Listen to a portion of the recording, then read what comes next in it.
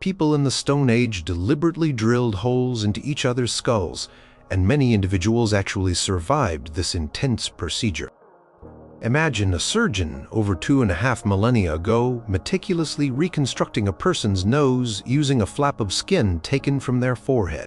Ancient Romans had laws requiring a baby to be cut from its mother's womb if she died during childbirth, a practice that predates the emperor it's often named after. Some ancient Egyptians walked around with functional prosthetic toes, crafted from wood and leather thousands of years ago. Before the advent of modern anesthesia, specialized practitioners would make incisions near the groin to extract painful bladder stones. Eye surgery to fix cataracts involved inserting a sharp instrument into the eye to dislodge the clouded lens, a technique practiced for centuries. Number 7. Ancient dental wizards, fixing more than just toothaches. Way back, long before your dentist had that comfy chair and whirring tools, people were already dealing with dental drama. We're talking about toothaches, cavities, and missing teeth. Problems as old as humanity itself. But what's truly mind-boggling is how ancient civilizations tried to tackle these issues with the tools and knowledge they had. In the Indus Valley civilization, around 7,000 to 5,500 BCE, archaeologists found teeth that had been drilled. Yes, drilled. These weren't just random holes, they were precise and tiny, suggesting an attempt to relieve pain or drain an abscess. People who performed these procedures likely used flint drill tips, painstakingly working on a conscious patient. Imagine the precision and steady hand required for that.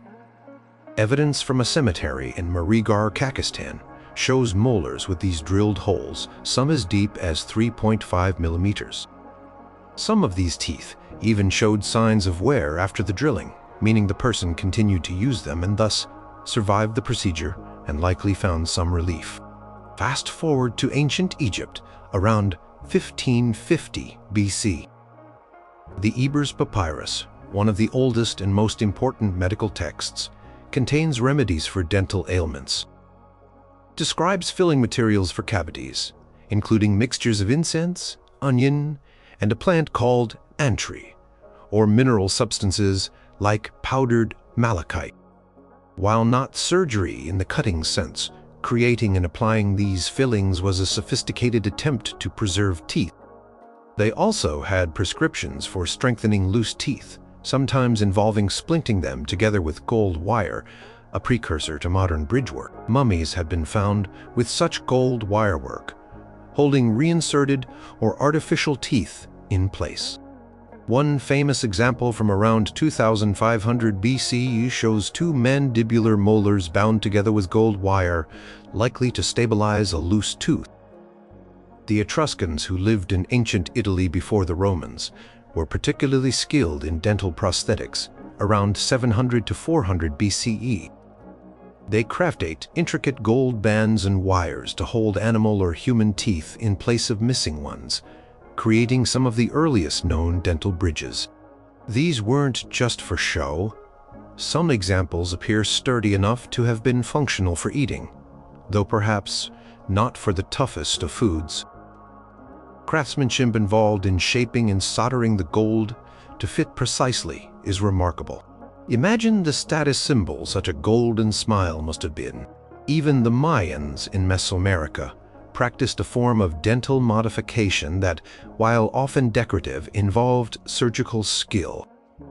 From around 600 CE, they would inlay teeth with precious stones like jade, turquoise, or pyrite.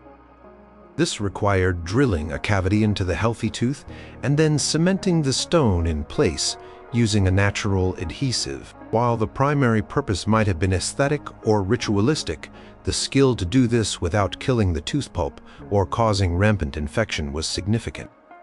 Some skulls show these inlays perfectly intact centuries later.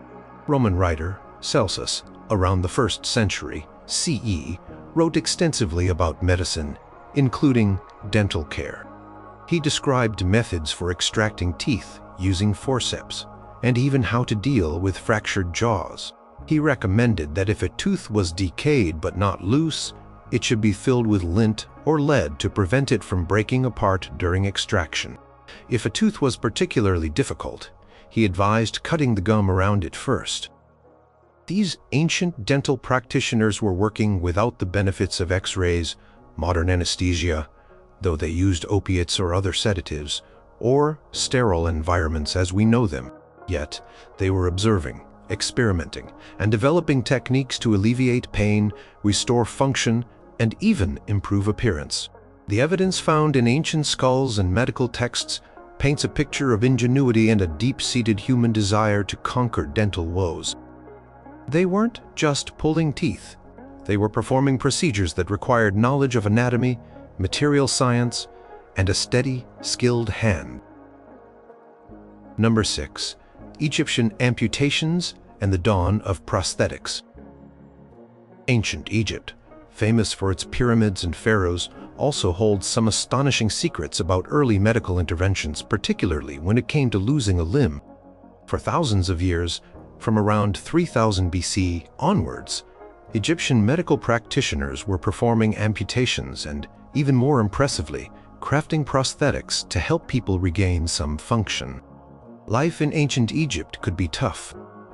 Accidents on construction sites, injuries from warfare, or diseases like gangrene, often resulting from infections in wounds or complications of conditions like diabetes or arteriosclerosis, which have been identified in mummies, could necessitate the removal of a limb.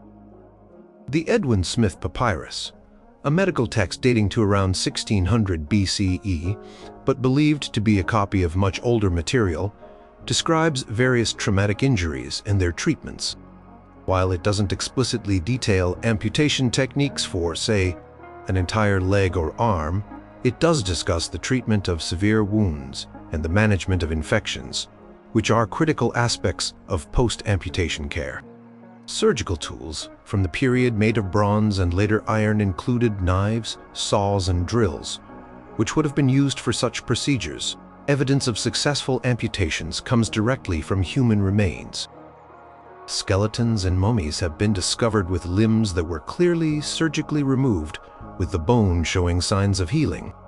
This healing is crucial because it indicates the person survived the operation and lived for some time afterward, a testament to the skill of the practitioner in controlling bleeding and preventing fatal infections, even without a modern understanding of germ theory. They likely used cauterization, searing the wound with a hot instrument, to stop bleeding, and applied antiseptic substances like honey, which has natural antipercurial properties, along with resins and linen bandages.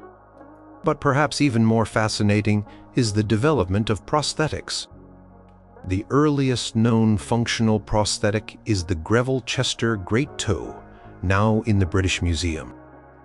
Dates from before 600 BC and is made of cartonnage, a sort of ancient papier-mâché made from linen glue and plaster. It was found attached to a female mummy and shows signs of wear, suggesting it was used during her lifetime and wasn't just a cosmetic addition for burial. It was designed to replace a right big toe, which is crucial for balance and walking. Toe is articulated, meaning it could bend, and had holes for lacing it onto the foot, or a sandal.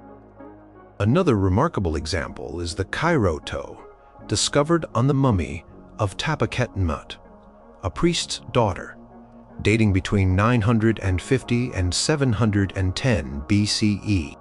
This three-part wood and leather prosthetic is even more sophisticated. It also replaced a right big toe and was intricately carved and shaped to look realistic, even including a toenail. Like the Greville-Chester toe, it shows significant wear marks at points of contact and flex, strongly indicating it was worn regularly and aided the woman in walking.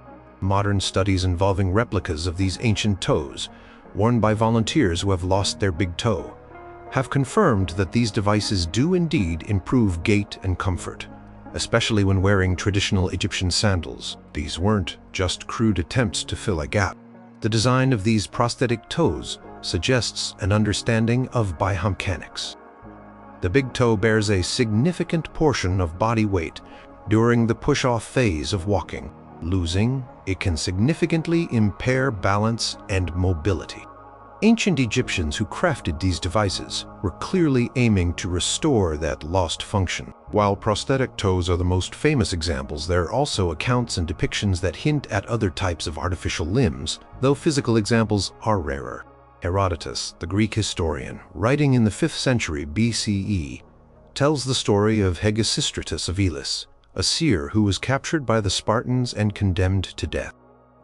He supposedly amputated part of his own foot to escape his shackles and later replaced it with a wooden one.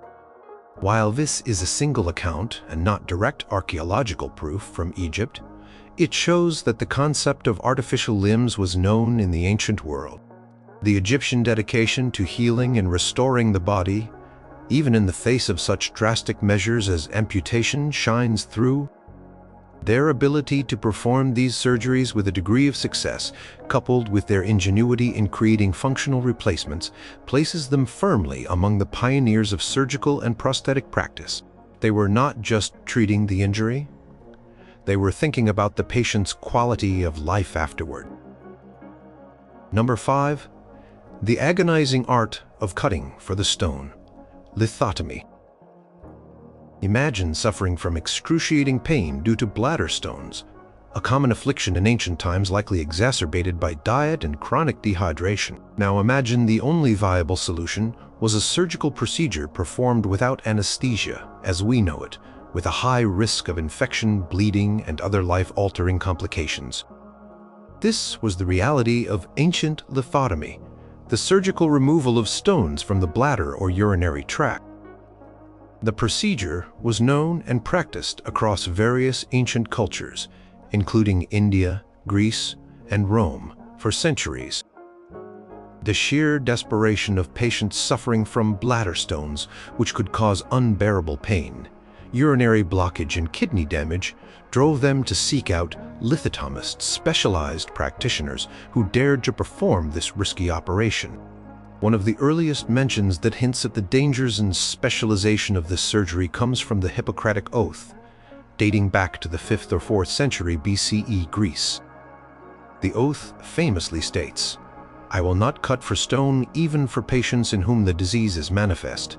I will leave this operation to be performed by practitioners, specialists in this art." This suggests two things. Firstly, that the procedure was already established enough to be recognized, and secondly, that it was considered so dangerous or specialized that mainstream physicians were advised against performing it, leaving it to those who focused specifically on this skill. The Roman medical writer Aulus Cornelius Celsus, in his 1st century CE work De Medicina, provides one of the most detailed ancient descriptions of the lithotomy procedure, often referred to as Celsus's method or the perineal approach. The patient, typically a young boy, as stones were common in children and the anatomy was perhaps considered more accessible, would be held down by assistants. The surgeon would insert 2 fingers of his left hand into the patient's anus to try and locate and manipulate the stone towards the perineum, the area between the anus and the scrotum or vulva. Then, using a sharp scalpel or a specialized knife, the surgeon would make a crescent-shaped incision in the perineum, cutting through skin, muscle, and eventually into the neck of the bladder. Once the bladder was opened, the stone would be extracted, sometimes with fingers, sometimes with a specially designed scoop or hook. There was no anesthesia beyond perhaps opium or mandrake, and no understanding of sterile surgical techniques. The pain must have been unimaginable. The risks were enormous. Hemorrhage, infection leading to sepsis, damage to the rectum causing fistulas, an abnormal connection between the bladder and rectum leading to fecal incontinence, urinary incontinence due to sphincter damage, and damage to reproductive organs leading to infertility. Despite these terrifying risks, the agony of untreated bladder stones was often so severe that patients were willing to gamble on the operation. Survival rates are hard to determine accurately for ancient times, but they were undoubtedly poor. However, some patients did survive, and some lithotomists gained renown for their skill. The tools used for lithotomy evolved over time, with various types of scalpels, probes, forceps, and scoops being developed. Examples of which have been found in archaeological digs of Roman surgical kits. In ancient India, the Sushruta Samhita, a Sanskrit text on medicine and surgery dating from around 600 BCE, also describes a method for removing bladder stones. Procedure had similarities to the perineal approach, involving an incision, but also emphasized preoperative preparation and postoperative care, including specific dietary recommendations and wound management. Sushruta warned of the potential complications and stressed the importance of a skilled and steady hand. The figure of the itinerant lithotomist is also a recurring theme. These were often not mainstream physicians, but traveling specialists who moved from town to town, offering their services.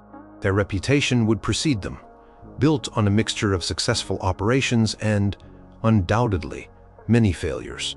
Ammonius of Alexandria, a Greek surgeon of the 3rd century BC, was nicknamed Lithotomus, the stonecutter, for supposedly developing an instrument to crush large stones in situ before extraction, making the removal less traumatic.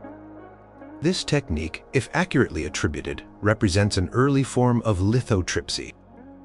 Despite the primitive conditions and the inherent dangers, ancient lithotomy represents a bold, if brutal, attempt to address a debilitating medical condition. It highlights the lengths to which both patients and practitioners would go in the face of severe suffering and the slow incremental development of surgical techniques through centuries of trial and tragically much error. The fact that people specialized in this dangerous craft and that patients sought them out deeks the severe impact of bladder stones on ancient populations. Number 4. Roman Caesarean sections, saving the baby, risking the mother. The term Caesarean section, the surgical delivery of a baby through an incision in the mother's abdomen and uterus, often conjures up images of Julius Caesar. While there's a popular myth that Caesar himself was born this way, it's highly unlikely, as his mother Aurelia lived long after his birth. And in ancient times, the procedure was almost exclusively performed on mothers who were dead or dying in an attempt to save the baby. Surviving a Caesarean section was virtually unheard of for the mother until much later in history. Practice, however, is ancient and has roots in Roman law. The Lex Caesarea, a law attributed to Numa Pompilius, the second king of Rome, around 715 to 673 BC, and later re-established or reinforced under the Caesars, mandated that if a pregnant woman died, her baby had to be cut from her womb before burial. Primary motivation was religious and demographic, to give the baby a chance at life, even if slim, and to allow for separate burial if the baby also died, adhering to certain religious rites. The term Caesarean likely comes from the Latin verb cage, meaning to cut rather than directly from Julius Caesar. Children born this way were sometimes called caesanis. So what did this procedure look like in ancient Rome? It would have been a desperate, last-ditch effort. If a woman died during late-stage pregnancy or childbirth, someone, perhaps a midwife, a family member, or a physician, if present, would have to make the incision. They would use whatever sharp instrument was available, likely a knife or scalpel. The aim was speed, to retrieve the baby before it too succumbed. There would be no concern for the mother's tissues beyond making the opening, as she was already presumed dead or beyond saving. The survival of the baby would depend on many factors: how quickly the procedure was performed after the mother's death, the gestational age of the baby, and the skill of the person performing the cut. If the baby was alive, it would then face the considerable challenges of neonatal survival in an era without modern incubators or specialized infant care. While the Lex Caesarea clearly points to post-mortem, after death, or perimortem, around the time of death, Caesarean sections, the question of whether they were ever attempted on living mothers in antiquity is more debated. Talmud an ancient Jewish text compiled over centuries, contains references that some interpret as describing cesarean sections on living women, with both mother and child surviving, under the term yotzai doven. Emerging from the side, however, the interpretation of these texts is complex and not universally agreed upon as definitive proof of routine survival for the mother. For a living mother in ancient Rome or anywhere in the ancient world, undergoing a caesarean section would have been an almost certain death sentence. Without an understanding of germ theory, sterile procedures, effective anesthesia, beyond sedatives like opium or mandrake, or the ability to control severe hemorrhage and infection, the trauma of the abdominal and uterine incisions would be overwhelming. The uterus, being a highly vascular organ, bleeds profusely when cut. Closing it effectively without modern sutures and techniques would be impossible, leading to fatal internal bleeding or peritonitis, a deadly infection of the abdominal lining. There are some scattered references in ancient myths and legends to miraculous births that resemble caesarean sections. For instance, Dionysus, the Greek god, was said to have been rescued from his dying mother Semele's womb by Zeus. Asclepius, the god of medicine, was supposedly cut from his mother Coronis's womb by Apollo as she lay on her funeral pyre. These are mythological accounts, not historical records of medical practice on living, surviving mothers, but they do show that the concept of delivering a baby by cutting was present in the ancient psyche. Pliny the Elder, a Roman author from the 1st century CE, mentions that the first of the Caesars, Scipio Africanus, was born by this method. But again, this is likely a misunderstanding or refers to a post-mortem delivery where the baby survived. He also uses the term cisones for those cut from their mother's womb. The reality of ancient caesarean sections was stark. It was a procedure focused on the baby, performed on a mother who was already lost or whose life was forfeit. It wasn't until the 16th century and much later that techniques began to develop which offered even a slim chance of maternal survival, with significant improvements only coming in the 19th and 20th centuries with the advent of anesthesia, antisepsis, antibiotics, and better surgical techniques for uterine closure and blood transfusion. The Roman contribution was primarily legal and societal, an edict to try and save the child when all hope for the mother was gone, a practice that, over millennia, would evolve into the life-saving operation it can be today for both mother and child. Number 3, Sustrutha's rhinoplasty, rebuilding faces in ancient India. Imagine a time around 2,600 to 2,800 years ago in ancient India, when surgeons possessed the skill to reconstruct a person's nose using a flap of skin from their forehead. This wasn't just a minor cosmetic tweak, it was a sophisticated plastic surgery technique, born out of a grim necessity but proving remarkable anatomical knowledge and surgical dexterity. Credit for docketing and refining this procedure goes to the ancient Indian physician Susruta, often hailed as the father of surgery. His seminal work, the Susruta Samhita, believed to have been compiled around 600 to 800 BCE, is a treasure trove of medical and surgical knowledge. Among its many detailed descriptions of surgical instruments, procedures, and ethical guidelines, the section on rhinoplasty, nasal reconstruction, stands out for its ingenuity and enduring influence.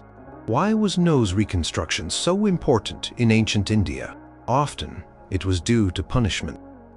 Amputation of the nose and ears was a common penalty for various crimes, including adultery. This left individuals disfigured and socially stigmatized. Thus, there was a significant demand for methods to restore a semblance of a normal appearance. Warfare and accidents also contributed to nasal injuries requiring reconstruction. Susrutha's method, often referred to as the Indian flap or forehead flap rhinoplasty, is described with striking clarity in his Samhita. First, The surgeon would take a leaf and measure it to the size and shape of the remaining part of the patient's nose or the desired size of the new nose. This leaf template was then used to mark out a flap of skin on the patient's forehead, specifically from the glabellar region, between the eyebrows or adjacent cheek, ensuring it remained attached by a pedicle, a stalk of skin and underlying tissue near the eyebrow to maintain its blood supply. Next, with the patient likely fortified with wine for anesthesia and analgesia, the surgeon would carefully dissect and lift this flap of skin and subcutaneous tissue from the forehead, leaving the pedicle intact. The damaged area of the nose would then be freshened by cutting away the edges of the defect. The forehead flap was then rotated downwards and meticulously sutured into place to form the new nose. To keep the nasal passages open during healing, 2 small wooden or reed tubes were inserted into the nostrils. The area on the forehead from which the skin was taken, the donor site, was then dressed. Postoperative care was crucial. Suzzrata described the application of powders like licorice, red sandalwood, and barberry extract to the wound, likely for their antiseptic or healing properties. He also advised on diet and behavior for the patient during recovery. Once the flap had healed and established a new blood supply from the recipient site, typically after a few weeks, the pedicle connecting it to the forehead could, in some variations, be divided, or it would naturally integrate.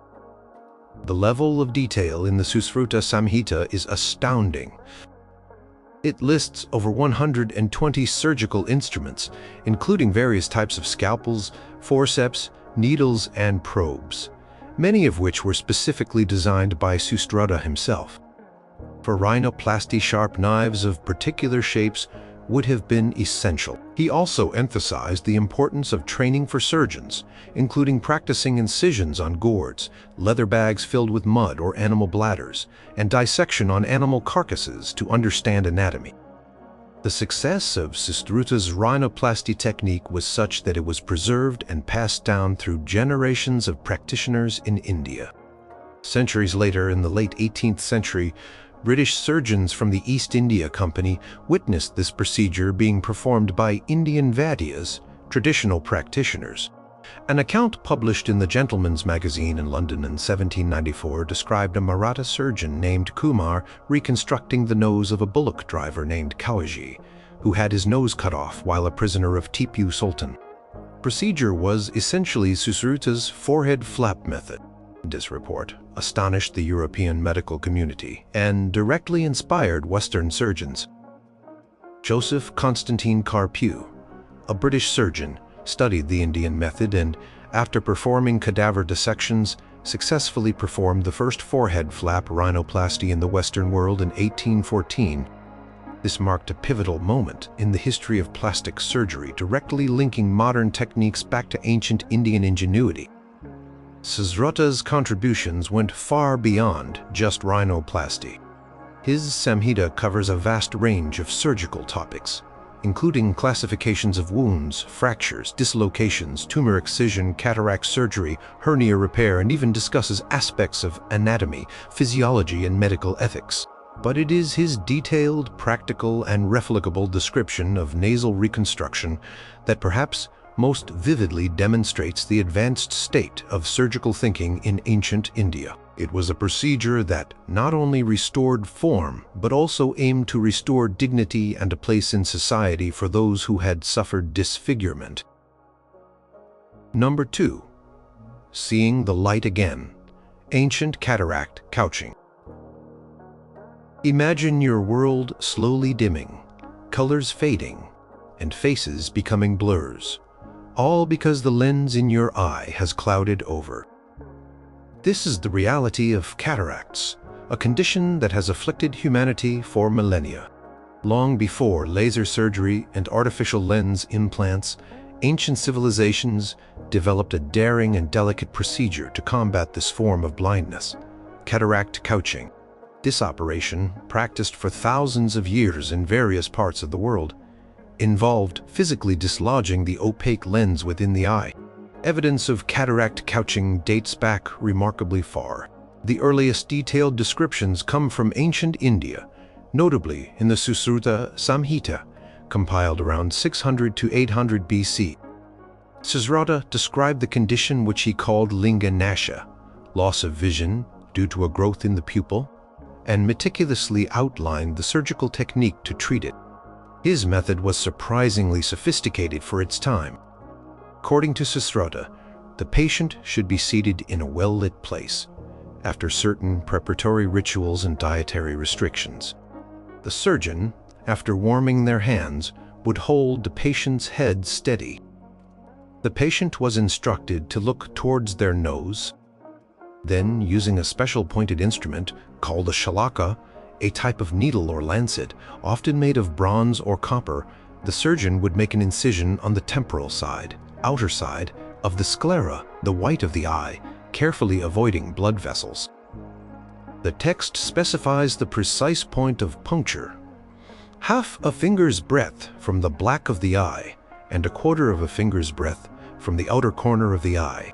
Once the instrument penetrated the eye, the surgeon would sprinkle breast milk on the eye and then carefully maneuver the shalaka to engage the clouded lens. With a deft movement, the lens was then pushed downwards and backwards, dislodging it from the visual axis and settling it into the vitreous cavity at the bottom of the eye. If successful, the pupil would immediately appear clear and black, and the patient might perceive objects again, albeit without the focusing power of the lens. Post-operatively, the eye was bandaged, and the patient was advised to rest in a darkened room, with specific instructions for diet and behavior to promote healing. Susruta even described potential complications, like inflammation or pain, and suggested remedies. This technique, or variations of it, was not exclusive to India. It spread and was practiced in ancient Babylon, Egypt, Greece, and Rome. The Roman encyclopedist Aulus Cornelius Celsus, writing in the 1st century CE in his work De Medicina, also provided a detailed account of cataract couching. His description is strikingly similar to Susruta's in many aspects, though he advocated for inserting the needle through the cornea or at the limbus, the border between the cornea and sclera, and pushing the lens downwards. He noted that vision is restored by this means, but not with its former acuity. This is an important observation. Couching did not restore perfect vision. By removing the clouded lens, it allowed light to enter the eye again, but without a lens, the eye becomes highly farsighted, aphakic, and loses its ability to focus. Patients would see blurry shapes and light, an improvement over dense cataracts, but far from normal sight. They would essentially be able to navigate and perceive large objects. Archaeological finds support the textual evidence. Surgical instruments, including fine bronze needles that match the descriptions of couching tools, have been discovered in Roman and Egyptian sites. The skill required to perform this procedure was immense. The surgeon had to work on a tiny, delicate organ, often unconscious, though perhaps sedated with opium or mandrake, and likely terrified patient. A slip of the hand could mean permanent blindness, catastrophic infection, or chronic pain. The success rate of ancient couching is difficult to quantify precisely, but was undoubtedly mixed. While some patients experienced the restoration of rudimentary vision, complications were frequent and severe. These included infection and ophthalmitis, which could lead to loss of the eye, glaucoma, increased pressure within the eye from the dislodged lens, irritating internal structures or blocking fluid outflow, retinal detachment, and chronic inflammation, uveitis. The dislodged lens could also drift back into the visual axis, causing the cataract to recur. Despite these significant risks, couching remained the primary surgical treatment for cataracts for over 2,000 years, well into the 18th century, when Jacques Daviel, a French ophthalmologist, pioneered the technique of extracapsular cataract extraction, actually removing the lens from the eye rather than just dislodging it. Even then, couching continued in many parts of the world due to its simplicity and the lack of readily available, more advanced surgical care. Ancient cataract couching represents a monumental step in the history of ophthalmology. It was an audacious attempt to intervene directly in one of the most delicate and vital sensory organs. It demonstrates keen observation of the disease, a bold willingness to operate, and the development of specialized instruments and techniques. For many in the ancient world, facing the darkness of advanced cataracts, this risky procedure offered the only glimmer of hope for regaining some measure of sight. Number 1. Trepanning drilling holes in heads in the Stone Age and beyond. Imagine living tens of thousands of years ago, or even just a few thousand, and suffering from severe headaches, seizures, or perhaps what was perceived as demonic possession. Now picture a practitioner not in a sterile operating room, but in a cave, a hut, or an open field, using a sharpened piece of flint, obsidian, or later a bronze drill to meticulously scrape, cut, or drill a hole through your skull while you were alive. This is trepanning, or trephination, one of the oldest known surgical procedures, with evidence stretching back to the Mesolithic period at least 7,000 to 10,000 years ago, and practiced across almost every continent. The sheer audacity of this procedure is staggering. But what's even more remarkable is that a significant number of individuals survived it. Archaeological finds of trepanned skulls from prehistoric sites in Europe, especially France and Spain, Peru, North Africa, China, and Melanesia, show clear signs of bone healing and regrowth around the edges of the hole. This healing process, which can take weeks to months to become evident on bone, indicates that the patient lived for a considerable time after the operation. In some collections of ancient Peruvian skulls, survival rates have been estimated to be as high as 70 to 90% for certain periods and techniques. Why would ancient peoples undertake such a risky and invasive procedure? The exact reasons are debated and likely varied across cultures and time periods.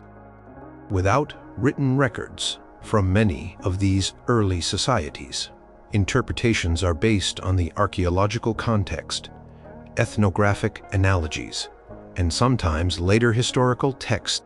One prominent theory is that trepanning was performed for medical reasons. It might have been an attempt to relieve intracranial pressure caused by head injuries, such as skull fractures with associated bleeding or swelling. Releasing trapped blood or fluid could, in some cases, alleviate symptoms and even be life-saving. Indeed, many trepanned skulls show evidence of pre-existing trauma, like fracture lines near the trepanation site.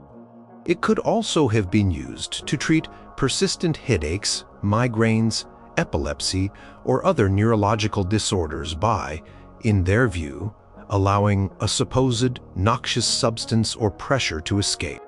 Another theory suggests ritualistic or magical purposes. The hole might have been intended to release evil spirits believed to be causing illness, madness, or aberrant behavior. The removed piece of bone, known as a roundo, was sometimes kept, perhaps as an amulet or for ritual purposes. In some cultures, trepanning might have been a rite of passage or a way to enhance spiritual powers. Several different techniques were used to create the hole in the skull. One common method was scraping, where a sharp-edged stone tool like flint or obsidian was used to patiently scrape away layers of bone in a circular or oval area until the dura mater, the tough outer membrane covering the brain, was exposed. Another technique involved grooving, where concentric circular or polygonal grooves were cut, and the island of bone within was then pried out. A third method was drilling, where a series of small holes were drilled in a circle, and then the bone between them was cut to remove the central piece. Later, with the advent of metal tools, cylindrical trephines or crown saws could be used to cut out a more regular disc of bone. The skill involved in these procedures, especially with primitive tools, was considerable. The practitioner had to remove the bone without piercing the underlying dura mater, brain tissue, or major blood vessels, which would likely be fatal. The depth of the cut had to be precisely controlled. The choice of location on the skull was also critical, avoiding areas with major sutures or large sinuses where bleeding would be profuse. Many trepanations are found on the frontal or parietal bones, away from the midline. In ancient Peru, particularly among the Paracas and Inca cultures, roughly 500 BCE to 1500 CE, trepanning reached a remarkable level of sophistication and frequency. Thousands of trepan skulls have been found there, some individuals even surviving multiple trepanations performed at different times in their lives. Peruvian practitioners experimented with different techniques and seemed to achieve high survival rates, possibly due to better knowledge of cranial anatomy, improved tools, including obsidian and bronze, and perhaps the use of local antiseptics like coca leaves or other plant-based medicines. The Romans and Greeks also knew of trepanning. Hippocrates, writing in the 5th century BCE, described the procedure for treating head injuries, recommending it for skull fractures, to remove bone fragments and relieve pressure. He detailed specific indications and techniques, suggesting the use of a drill. Celsus in the 1st century CE also described trepanning for similar purposes. Surgical kits from Roman times sometimes include trephining instruments. Practice continued through the Middle Ages and into the Renaissance, though its rationale began to shift more towards purely medical applications for head trauma. It even saw a resurgence in some areas during the 17th and 18th centuries before largely falling out of favor with the advent of more modern neurosurgery, though a modified version called a craniotomy is still a fundamental neurosurgical procedure today for accessing the brain. The widespread and persistent nature of trepanning across diverse and geographically isolated ancient cultures suggests it arose independently in many places, driven by a common human response to head trauma or severe neurological symptoms. While the exact beliefs underpinning every instance of trepanning may remain elusive, the archaeological evidence of drilled, scraped, and healed skulls stands as a powerful testament to one of humanity's earliest and most dramatic